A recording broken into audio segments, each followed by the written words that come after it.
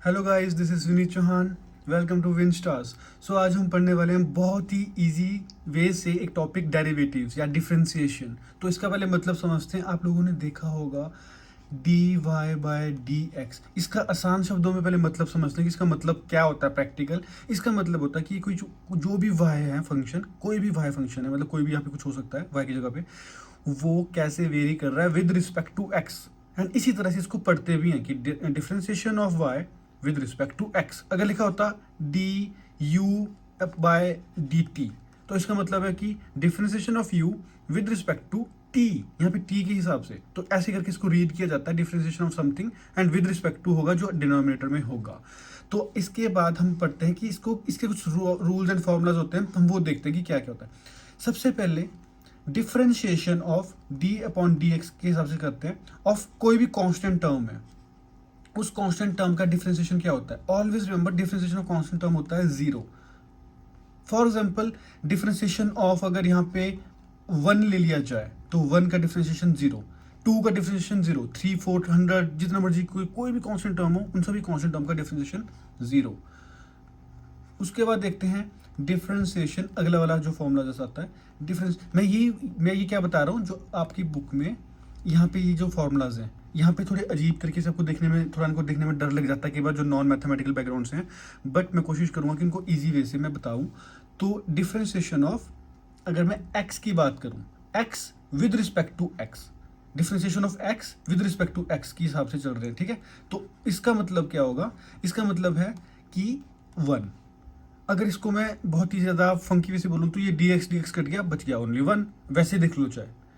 तो इससे आपको एक बात और समझ आती है कि यहाँ पे कोई भी नहीं था, यहाँ पे एक्चुअली में वन था। जहाँ पे कोई नहीं तो वहाँ पे वन होता है ना, मीन्स यहाँ पे वन हुआ होगा, तो वन एक्स की डिफरेंशिएशन वन। अगर सपोज टू एक्स होता, two X with respect to X, तो इसकी डिफरेंशिएशन टू।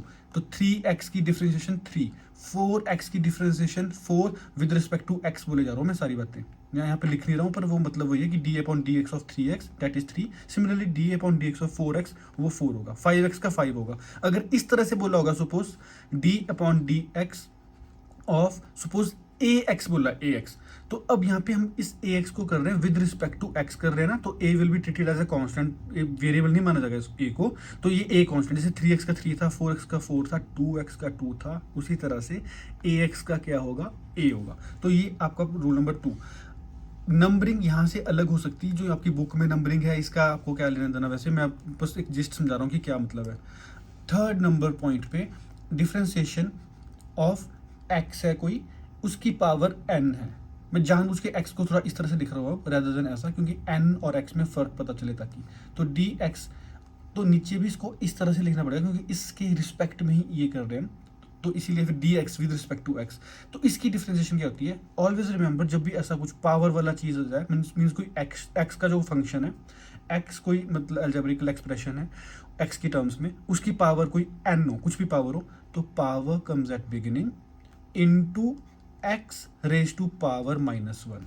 इसको एग्जाम्पल से समझेंगे अच्छे से, और ये पेपर में इसके एग्जाम्पल्स ज़्यादा आते हैं, ऊपर वाले तो चलो यूज़ हो जाते हैं, बट ये वाले अभी आपको मैं कराता हूँ इसका एग्जाम्पल। इसका एग्जाम्पल सिंपल सा पकड़ते हैं वैसे, थ्री एक्स प्लस फाइव, इसकी डिफरेंशिएशन, इसकी पावर सपोज फोर ले लेते हैं, इसकी डिफरेंशिएशन करनी है विद रिस्पेक्ट टू एक्स, ये वाला एक्स के हिसाब से। तो मीन्स यहाँ पे ब्रैकेट के अंदर ये सारी चीज़ें, तो इस सारी टर्म की डिफरेंशिएशन होनी है विद रिस्पेक्ट टू एक्स। तो according to our formula, power comes at beginning, means ये फोर है, ये आगे आ जाएगा, इनटू द ब्रैकेट, जो भी ब्रैकेट में टर्म होगी, raise to power minus one. Power क्या थी, फोर, तो four minus one. Power comes at beginning into the term with in the brackets raise to power minus one. तो इस तरह से इसको डिफ्रेंशिएट किया जाता है। बट अभी यहाँ पे बात खत्म नहीं होती है, क्योंकि अभी यहाँ पे तो x के साथ यहाँ पे वन था, मतलब अगर ये ब्रैकेट इस तरह से लिया जाए जिसकी कोई पावर है, यहाँ पे तो वन था, तो साथ में हमेशा into derivative of the term with in the bracket होती है। जो यहाँ पे टर्म थी ना ये वाली, इसकी डेरिवेटिव दोबारा से करना पड़ता है। यहाँ पे तो एक्स था क्योंकि एक्स साथ वन था, तो इसका डेरिवेटिव आपको पता है वन ही होता, जो ऊपर हमने ऊपर वाले रूल में पढ़ा, D x upon D x one होता है, इसलिए इसको यहाँ पे लिखने की जरूरत नहीं होती है। बट यहाँ पे तो कुछ नई टर्म आ गई है, इसीलिए जब भी कुछ ऐसी बड़ी टर्म आए तो into derivative of the term with in the brackets, जो भी टर्म ब्रैकेट में होगी उसका डेरिवेटिव दोबारा से करना पड़ेगा।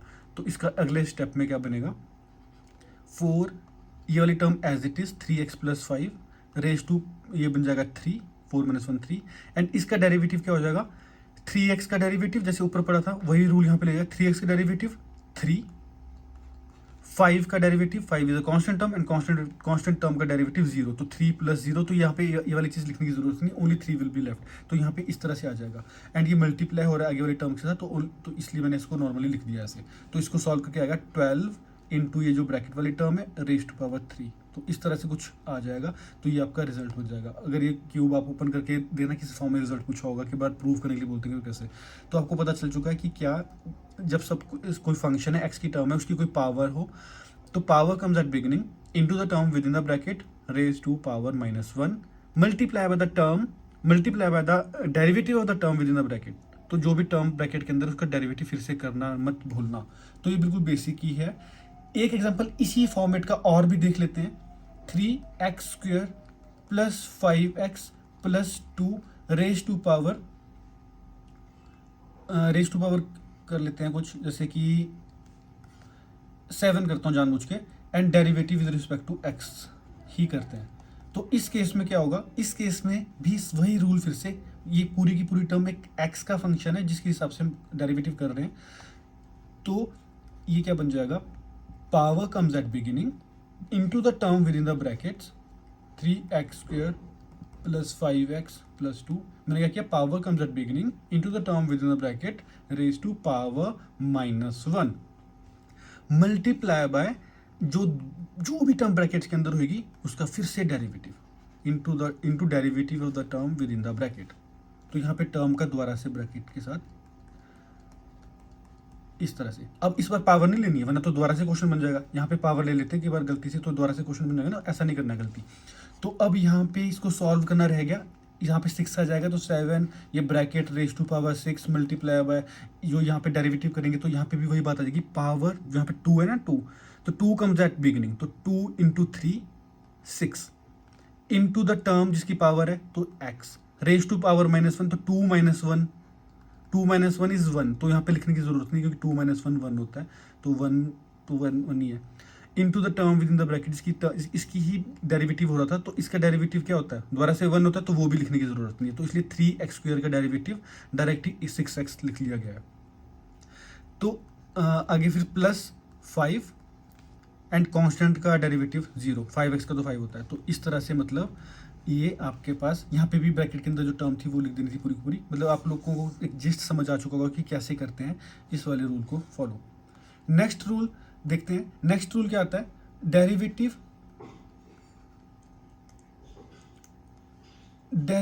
Of log. अगर मैं लॉग वाली टर्म्स की बात करूं, log x, derivative of log x। अब यहाँ पे लॉग को देख के बहुत सारे लोग डर जाते हैं, पता नहीं क्या हो जाता है, मतलब ऑब्वियसली मतलब नॉन मैथमेटिकल बैकग्राउंड की वजह से भी और ऐसे भी, बट ये बहुत इजी है। लॉग सिंपल सी बात बोलता है, लॉग बोलता है कि जो भी टर्म हो साथ में उसको नीचे लेके चले जाओ, मीन्स लॉग एक्स की डेरिवेटिव 1/x, जो भी टर्म हो लॉग के साथ उसको नीचे लेके चले जाओ, एंड जो भी टर्म नीचे गई उसका डेरिवेटिव कर दो दोबारा से, जो भी टर्म नीचे गई उसका डेरिवेटिव कर दो। तो ये टर्म नीचे गई थी ना, इसी का डेरिवेटिव दोबारा से कर दो, तो इसका डेरिवेटिव आपको पता है 1 ही होता है, dx/dx ऊपर वाले रूल्स के अकॉर्डिंगली। तो फाइनली हमारे पास डेरिवेटिव मिल जाएगा कि log ऑफ x का डेरिवेटिव 1/x। इसमें हम थोड़ा सा हल्का सा नमक मसाला लगाते हैं, इस x की जगह पे कुछ और पुट करके देखते हैं। तो x की जगह मैं पुट करता हूँ सिंपल सा कुछ 2x + 5, तो अभी लॉग का कोई और चीज़ बन चुकी है। तो इसमें अब वही बात मैं फिर से बोलने वाला हूँ, लॉग का डेरिवेटिव बोलता है कि जो भी टर्म साथ में हो उसको नीचे लेके चल जाओ, मतलब 1 ये 2x + 5। लॉग बोलता है कि अपने साथ जो भी टर्म हो उसको नीचे लेके चल जाओ, एंड जो टर्म नीचे गई उसका डेरिवेटिव कर दो, तो d/dx ऑफ 2x + 5। तो अब ये वाली टर्म तो अब और ज़्यादा सॉल्व नहीं हो पाएगी, तो इसको एज इट इज़ ही लिखना पड़ेगा, 2x + 5 into derivative of 2x क्या होता है, ये तो एज इट इज लिखा 1/2x + 5, डेरिवेटिव ऑफ 2x 2 होता है, एंड कांस्टेंट का डेरिवेटिव 0 होता है, तो 2x + 0 यानी कि 2x का 2 एंड 5 का 0, तो ओनली 2 बच गया, मतलब क्योंकि वो 0 लिखने की जरूरत नहीं है क्योंकि प्लस के बाद है। तो ऐसे, तो इसका बन जाएगा फाइनल आंसर 2/2x + 5। तो लॉगरिथमिक फंक्शंस का भी पता चल गया कि जो भी टर्म हो साथ में उसको नीचे लेके चल जाओ, एंड जो टर्म नीचे जा रही है उसका फिर से डेरिवेटिव कर दो। नेक्स्ट आता है एक्सपोनेंशियल फंक्शन। एक्सपोनेंशियल फंक्शन, और देखो ये सारी चीज़ें कितनी इजी हैं, मतलब डेरिवेटिव ऑफ एक्सपोनेंशियल फंक्शन। और अभी तक अगर चैनल को सब्सक्राइब नहीं किया है ना, पता नहीं क्यों नहीं किया, कर दो चैनल को सब्सक्राइब एंड लाइक कर दो वीडियो को। और अच्छा नहीं लग रहा है अगर ये, तो सिंपली आप छोड़ के जा सकते हैं, डिसलाइक भी करके जा सकते हैं, एंड कमेंट बॉक्स में ज़रूर बताएं मतलब पॉजिटिवली कि क्यों अच्छा नहीं लगा आपको वीडियो। और अगर अच्छा लग रहा है तो लाइक भी करें, एंड कमेंट बॉक्स में ये भी बताएं कि क्यों अच्छा लग रहा है ये वीडियो। ठीक है, कुछ टाइम नहीं होगा वो अलग बात है, पर लाइक तो ज़रूर कर दें अगर अच्छा लग रहा होगा तो एक्सपोनेंशियल फंक्शन यानी कि e raise to power something, exponential function, इसका derivative remains the same. Exponential function का derivative remains the same into derivative of the power. जो भी पावर है उसका डेरिवेटिव फिर से करना पड़ेगा। तो इसका डेरिवेटिव यहाँ पे एक्स था, तो एक्स का डेरिवेटिव क्या होता है, 1 ही होता है। तो only exponential function will remain. अब यहाँ पे क्या होगा, यहाँ पे भी हम वही चीज़ करते हैं, अपनी मर्जी से कुछ पुट करते हैं वैल्यूज़। जैसे कि यहाँ पे मैं पुट कर रहा हूँ,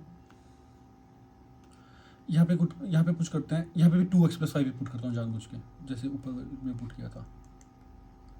तो इसको पहले मैं हटा देता हूँ।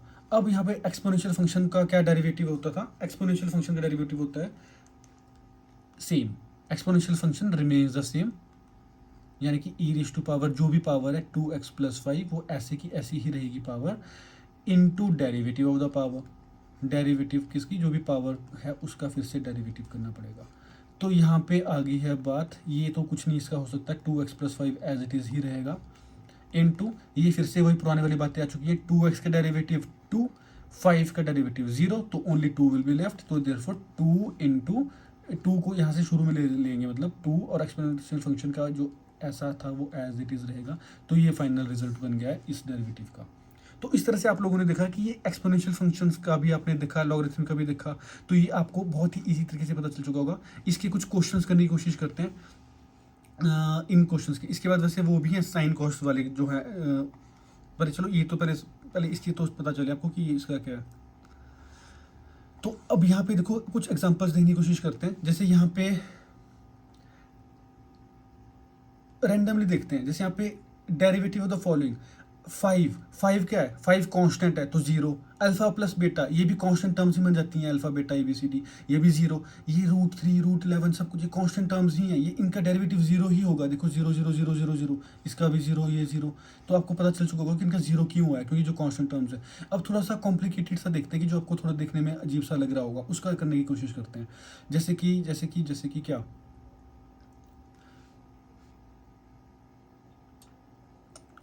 इस पार्ट को करते हैं, ठीक है, इस पार्ट को करते हैं। अब इस पार्ट को करने के लिए सिंपल सा यहाँ पे देख रहे हैं कि x raise to power something है, एंड यहाँ पे आगे भी कुछ मल्टीप्लाई हो रहा है, तो इसको आगे मल्टीप्लाई ही कर दो। इसको मतलब ऐसा नहीं सोचना कि दो अलग अलग फंक्शन है, इसको ऐसे ही डायरेक्ट मल्टीप्लाई, यहाँ से इसके साथ मल्टीप्लाई, यहाँ से इसके साथ मल्टीप्लाई, सिंप्लीफाई करेंगे, इसको डायरेक्ट ही नहीं करेंगे। तो यहाँ पे फर्स्ट चीज़ जब मल्टीप्लाई होगी तो क्या आएगा, x raise to power -3 plus x raise to power, अच्छा माइनस, यहाँ पर basic same powers are added, तो -3 + 2 मैं इजीली करता हूँ, चलो -3 + 2। उसके बाद x रेज़ टू पावर -3 + 5, और आगे इसमें x रेज़ टू पावर -3 + 8। तो इस तरह से मतलब इसको हमने इकट्ठे कर दिया। तो इसको थोड़ा शॉर्ट करते हैं, x raise to power -3 plus x raise to power -3 + 2 क्या होगा, -1, plus x raise to power -3 + 5 क्या होगा 2, plus x raise to power -3 + 8 क्या होगा x रेज़ टू पावर 5।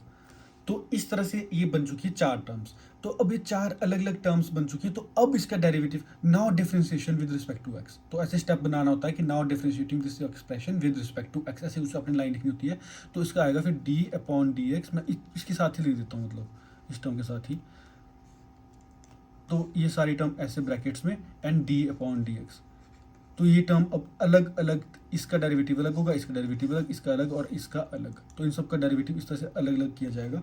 तो अब इसका डेरिवेटिव, तो ये x raise to power n वाला फॉर्मूला याद है, x raise to power n वाला, तो उसके हिसाब से होगा पावर कम्स एट बिगिनिंग। तो -3 शुरू में आएगा, तो -3 इसका अलग कर रहा हूँ, इसका अलग करूँगा आगे। -3 शुरू में आया, इंटू द टर्म जो भी टर्म थी जिसकी पावर थी, रेज टू पावर -1, तो -3 -1, पावर में से एक माइनस करना ही करना है, तो -3 में से एक माइनस किया, देखो -1 इनटू द टर्म जिसकी पावर चल रही थी उसका डेरिवेटिव भी तो करना है, तो उसका डेरिवेटिव दोबारा से 1 नहीं होता है, तो मैं इसको ऐसे ही 1 लिख देता हूँ। वैसे लिखने की जरूरत नहीं, क्योंकि x का डेरिवेटिव 1 नहीं होता, तो वो अंडरस्टूड है कि 1 नहीं होगा, तो लिखने की जरूरत वो नहीं होती है। अच्छा, plus x raise to power -1 का डेरिवेटिव, इसमें भी आपको पहले ब्रैकेट लगाना पड़ेगा क्योंकि माइनस साइन है, तो क्योंकि माइनस साइन शुरू में आएगा तो minus comes at beginning, -1 comes at beginning, power comes at beginning वाला, इनटू जो टर्म है और उसकी पावर -1, तो -1 -1, इसको ध्यान से करना है जो माइनस वाली पावर, क्योंकि इसमें गलतियां हो जाती हैं माइनस प्लस की। तो ठीक है, तो ये हो गया ऐसे power comes at beginning raise to power -1 into derivative of the term जो यहाँ पे थी, जो x थी, तो उसका डेरिवेटिव 1 नहीं होता, तो मैंने लिखा नहीं इस बार, जो यहाँ लिख दिया था यहाँ नहीं लिखा, बस एक ही बात है, मल्टीप्लाई तो हो रहे हैं क्योंकि वो। नेक्स्ट आता है प्लस एज इट इज, ये जो प्लस का प्लस एज इट इज, उसके बाद पावर कम्स एट बिगिनिंग, तो 2 इंटू जो टर्म थी वो रेज टू पावर -1, तो पावर -1 यहाँ पे 2 -1, डायरेक्ट मैं यहाँ पे 1 भी लिख सकता था, plus power comes at beginning फिर से 5x और रेज टू पावर -1, तो 5 -4, डायरेक्ट यहाँ पे 5 -1 जो कि 4 आएगा, तो डायरेक्ट यहाँ पे 4 भी लिखा जा सकता था। तो ये इन सब का हमने डेरिवेटिव कर दिया। मैंने इसमें बीच में कुछ टर्म को ब्रैकेट में लिखा था, इस वाली टर्म को, क्योंकि यहाँ पे थोड़ा माइनस का इशू आ रहा था इस वजह से। अब इसको सॉल्व करना रह गया, और ये अब देखो जब डेरिवेटिव कर दिया ना, तो अब नहीं लगाना d/dx। उसके बाद ये क्या होगा, -3x raise to power -2 plus यहाँ पे -1 जो ब्रैकेट में इस तरह से रख रहा हूँ मैं, into x raise to power फिर से -2, मतलब ये मल्टीप्लाई हो रहे हैं आपस में, और यहाँ पे plus 2x plus 5x raise to power 4, 5 में से 1 गया 4 बचा, 2 में से 1 गया 1 बचा, तो मैंने लिखा नहीं यहाँ पे। तो अब यहाँ पे क्या होगा, -3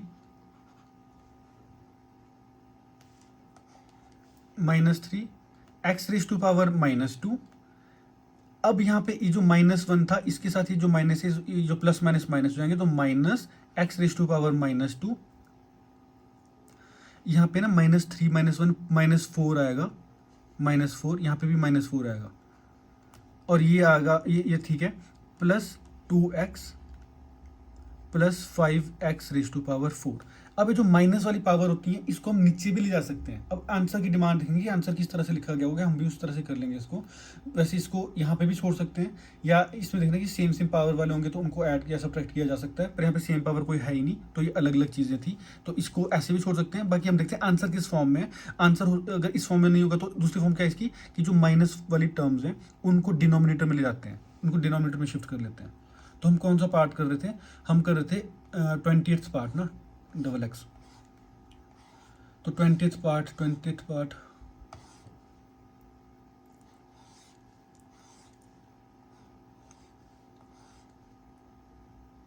तो ये देखो आंसर, तो देखो लाइक तो बनता है बॉस, तो आप लाइक प्लीज कर दें। तो -3x raise to power -4 -x raise to power -2 plus 2x plus 5x raise to power 4। तो यहाँ पे तो 2-3 स्टेप से आंसर निकाल दिया गया है, तो ऑब्वियसली आपको तो अजीब ही लगेगा, बट जब आपकी प्रैक्टिस होती है तो आप भी ऐसे 2-3 स्टेप्स में कर सकते हो, बट स्टेप्स के मार्क्स मिल जाते हैं पेपर में, तो इसलिए प्रॉपर स्टेप्स फॉलो कर लेना। तो इस तरह से ये क्वेश्चन सॉल्व हो जाते हैं। तो आई होप आप लोगों को डिफ्रेंसिएशन के ये टॉपिक समझ आ चुके होंगे, जो कि कुछ आपके लिए हेल्पफुल होंगे आपके अभी एग्जाम आने वाले हैं जो उसके लिए। तो अगर आपको सच में ही अच्छा लगा तो इसको लाइक कर दो। नेक्स्ट जो चीज़ हम करने वाले हैं, उसको करने के लिए मुझे एक चीज़ निकालनी पड़ेगी, जो कि वाइट शीट्स हैं। यहाँ पे अभी वाइट शीट मेरे पास। अब हम करने वाले हैं product rule and quotient rule. वो भी आपको मैं बता ही देता हूँ कि कैसे कैसे करते हैं product rule and quotient rule. Product rule and quotient rule को करने के लिए आपको बस सिंपल सा फंडा, अगर डिफरेंशिएशन समझ आ चुकी है तो product rule and quotient rule easily समझ आ जाएगा। ईजिली मतलब वो बोलने के लिए है कि एक नई चीज़ सीखोगे, बट है वो बहुत ईजी। तो अब यहाँ पे प्रोडक्ट रूल, सबसे पहले प्रोडक्ट रूल देखते हैं। प्रोडक्ट रूल नाम ही बता रहा है कि प्रोडक्ट, जब कोई दो फंक्शंस आपस में मल्टीप्लाई हो रहे होंगे, जब कोई दो फंक्शन आपस में मल्टीप्लाई हो रहे होंगे, मान लो ये फर्स्ट फंक्शन है और ये सेकंड फंक्शन है, मैं इसका एग्जांपल भी कराऊंगा अभी। इसका फर्स्ट फंक्शन और सेकंड फंक्शन आपस में मल्टीप्लाई हो रहे हैं, तो इसका डेरिवेटिव निकालना है। तो इसका डेरिवेटिव, अगर ये प्लस हो रहे होते, अगर ये मान लो 1 + 2 हो रहे होते और फिर डेरिवेटिव हो रहा होता, तब तो आपको पता है कि क्या ड्रिल थी, इसका अलग डेरिवेटिव तो इसका अलग डेरिवेटिव। बट क्योंकि ये मल्टीप्लाई हो रहे हैं तो मल्टीप्लाई के केस में ऐसा नहीं होता, इस केस में रूल लग जाएगा। इस केस का रूल क्या होता है, first function into derivative of the second plus second function into derivative of the first.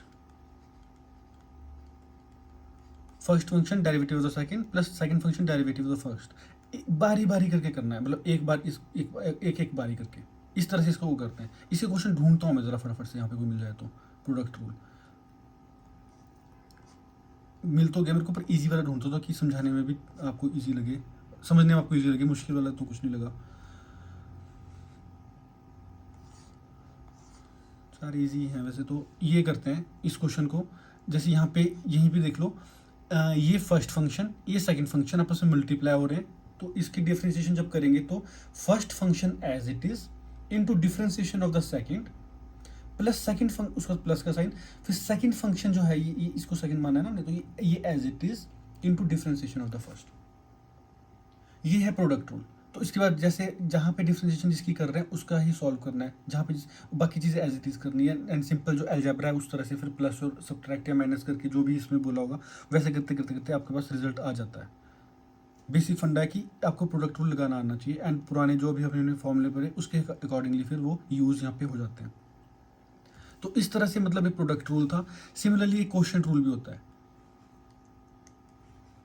तो जो क्वोशिएंट रूल है, अब इसमें भी क्या बात है कि दो फंक्शंस ऐसे इस तरह से डिवाइड होने चाहिए, दो फंक्शंस डिवाइड होने चाहिए। तो इसका मतलब इसका क्या क्वोशिएंट रूल लगता है, इसका क्वोशिएंट रूल है second function as it is into first का differentiation minus first function as it is into second का डिफरेंशिएशन अपॉन सेकंड फंक्शन जो मर्जी हो उसका स्क्वायर। तो ये इस तरह से आप इसको कर सकते हो। इसका भी कोई एग्जांपल हल्का सा देखते हैं, क्वोशिएंट रूल वाला। ये रे क्वोशिएंट रूल वाले, तो ये देखो, ये इसमें न्यूमरेटर है, ये डिनोमिनेटर है।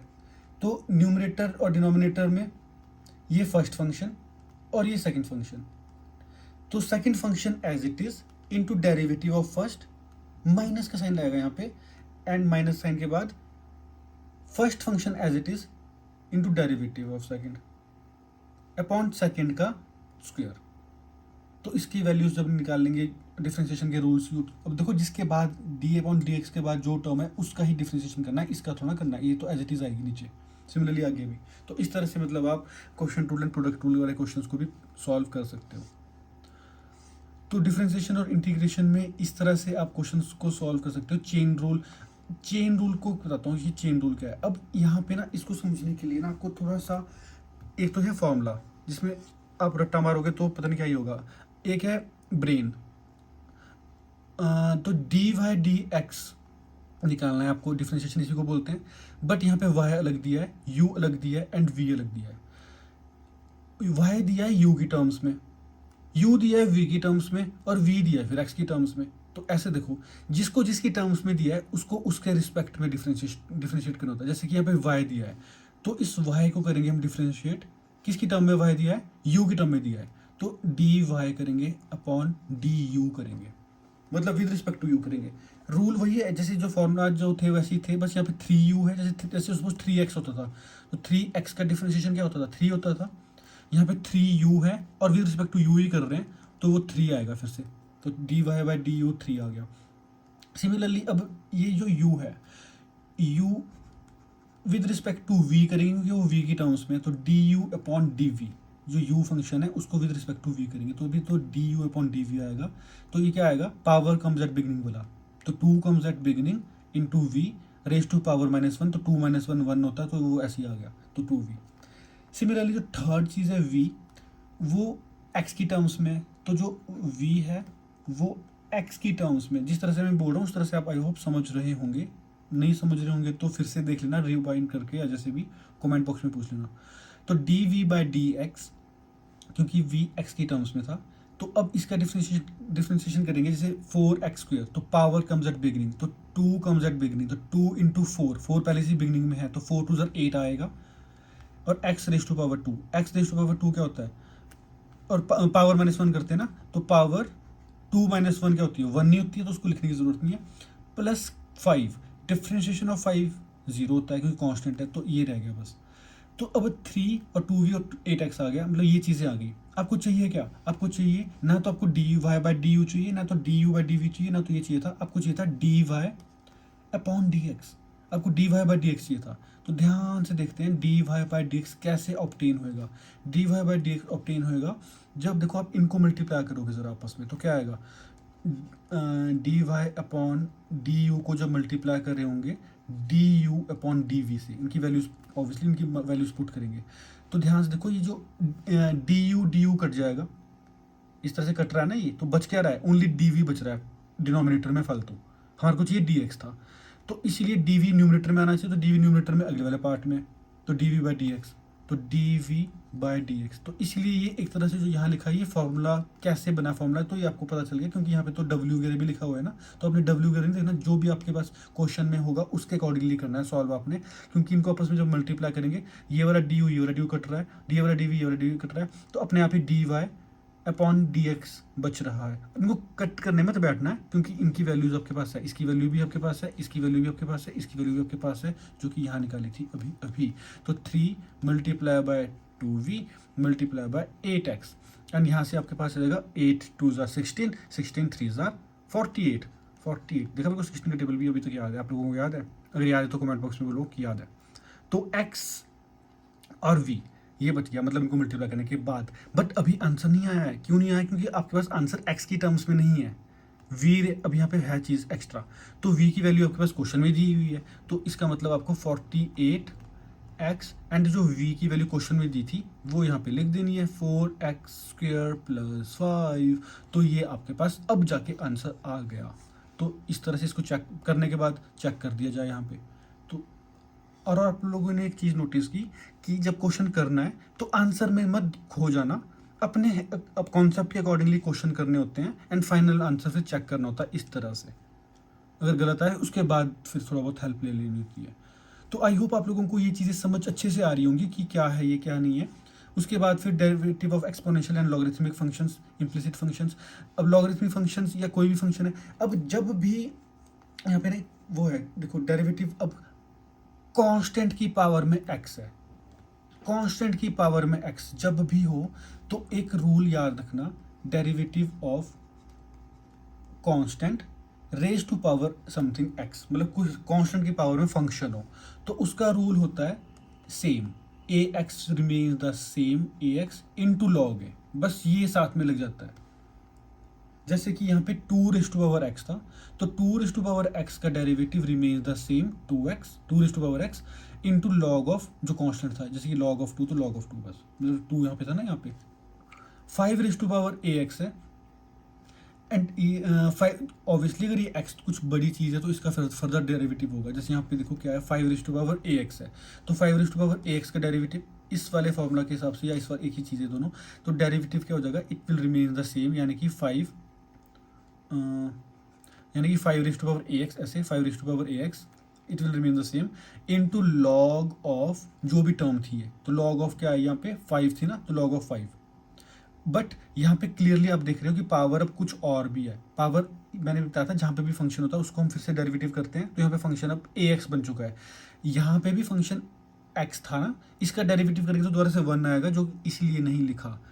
2 भी ओनली x था, तो इस x का जो पावर का डेरिवेटिव दोबारा से करते हैं तो उसका 1 नहीं आता, इसलिए उसको नहीं लिखा। बट यहाँ पे ax है, तो इसका मतलब कि यहाँ पे इसका डेरिवेटिव फर्दर करना पड़ेगा, तो into derivative of the function, जो भी फंक्शन होता है हर बार वही कर रहे हैं, जितने भी हमने एग्जांपल किए हैं उसमें हम उस डेरिवेटिव का फंक्शन उस फंक्शन का डेरिवेटिव फिर से कर रहे हैं। तो 5⁻ax लॉग ऑफ 5 ax का डेरिवेटिव, जैसे याद करो 2x का डेरिवेटिव था 2, 3x का डेरिवेटिव 3, 4x का डेरिवेटिव 4, ax का डेरिवेटिव a। तो इस a को यहाँ पे लिख लो, पर तरीके से लिखना, क्योंकि ये जो लॉग के साथ आगे जो ये वाली चीज़ है ना 5, ये इसके साथ है, a साथ में नहीं है, ये फर्क रखना है इस चीज़ को। इसलिए इस a को या तो शुरू में डाल दो, या तो यहाँ पे थोड़ा गैप देके लिख देना, मतलब या तो मल्टीप्लाई के साइन थोड़ा गैप देके लिख देना, या तो इस तरह से ब्रैकेट लगा सकते हैं, ये ज़्यादा बेटर ऑप्शन है।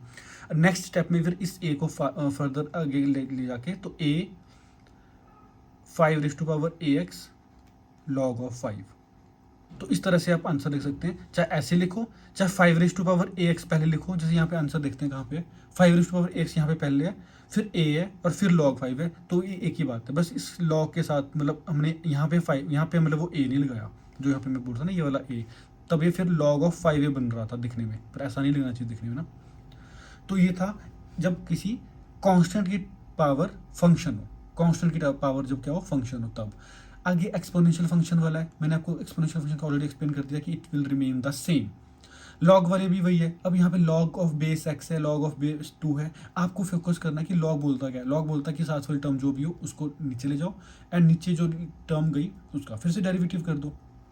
जैसे यहाँ पे देखते हैं कहाँ पे कुछ मिल जाए, जैसे यहाँ पे देखो लॉग ऑफ 1 + x² है, तो log ऑफ 1 + x² में log बोलता है साथ वाली टर्म को नीचे ले जाओ, तो देखो 1 + x² नीचे चल गई, एंड जो टर्म नीचे जाएगी उसका फिर से डेरिवेटिव कर दो, तो यहाँ पे 1 + x² कर दिया। तो इस तरह से इसको डेरिवेटिव करके क्या आएगा, 1 का डेरिवेटिव 0 होता है, x² का 2x होता है, तो ओनली 2x विल रिमेन, तो 2x will be left here यहाँ पे ना, तो इसकी जगह पे 2x लिखेंगे, तो 2x अपॉन ये बन जाएगा, तो ऐसे ही बन जाएगा, इसको देख लेना एंड प्रैक्टिस खुद भी कर लेना, ये वीडियो देख के ही नहीं, मतलब थोड़ा खुद भी प्रैक्टिस हाथ कर लेना यूज़ प्रैक्टिस करने के लिए कि कैसे मतलब अपने इन क्वेश्चंस को प्रैक्टिस करना है। तो लॉग का यही वो है कि आप अब बेस चेंज वाले फॉर्मूलाज आप में इसमें ना फंसना वैसे तो, क्योंकि ये इतना का रिस्क आप ले सकते हो कि इन क्वेश्चंस को आप अगर छोड़ दो तो आप, क्योंकि इसके बेस के फंडोस में आप क्यों फंसना चाहोगे, राइट। जो लॉग ऑफ बेस 2 होता है, बेस ई होता है, तो इस तरह से आप ये कर सकते हो।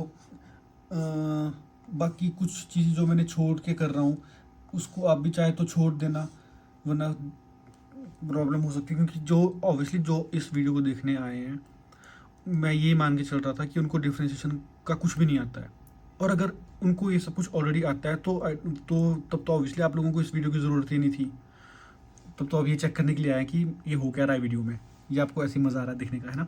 चलो इन एनी केस अगर आपने ये वीडियो यहाँ तक देख लिया है तो लाइक तो बनता है, क्योंकि आप यहाँ तक बैठे हो देखने, और अगर आपको फिर भी अच्छा नहीं लगा तो डिसलाइक कर सकते हैं, no issues in that, but आप मेंशन कर देना कि क्यों अच्छा नहीं लगा। ओके, फिर आप पढ़ लो, बाय बाय, मिलते हैं फिर किसी वीडियो में। Keep smiling, stay motivated.